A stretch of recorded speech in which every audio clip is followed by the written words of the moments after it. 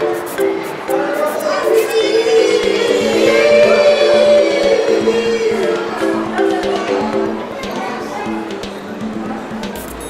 est là pour une journée expérimentale, donc nous mettons en place des expérimentations en temps réel.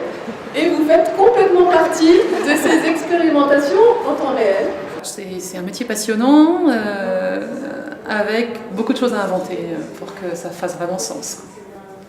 Et j'adorerais participer à un projet d'école qui parte des envies des jeunes et pas de ce que nous on pense devoir leur apprendre.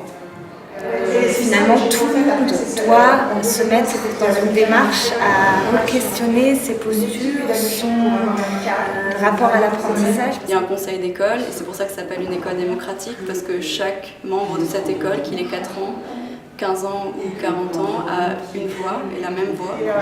Et j'avais vraiment eu des réflexions des parents qui étaient très importantes, où ils venaient me voir, genre, mais oui, mais non, mais elle a eu combien alors?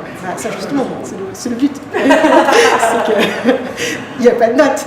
Je suis intéressée par les pédagogies alternatives, mais je ne suis pas forcément à 100% favorable. C'est par rapport au type de public, la majorité de ces écoles sont privées. Et moi, je travaille notamment avec des enfants qui viennent de milieux un peu difficiles ou sans moyens. Pour eux, c'est absolument pas accessible. Justement, des classes qui ont fonctionné, qui fonctionnent soit en Freinet, soit en Montessori, soit en autre pédagogie, voilà, et qui fonctionnent dans l'éducation nationale. Donc ça peut aussi donner envie de voir concrètement que ça peut fonctionner.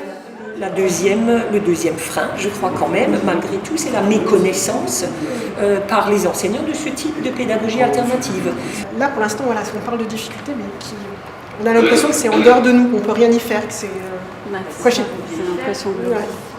De demander au niveau de l'éducation nationale d'avoir un temps dégagé pour les enseignants, pour justement pouvoir travailler en réseau, pour pouvoir avoir des réunions de partage, avoir aussi un réseau de classes ouvertes, c'est-à-dire si on veut aller dans la classe d'un autre enseignant qui utilise telle ou telle pédagogie, d'avoir la possibilité de le faire.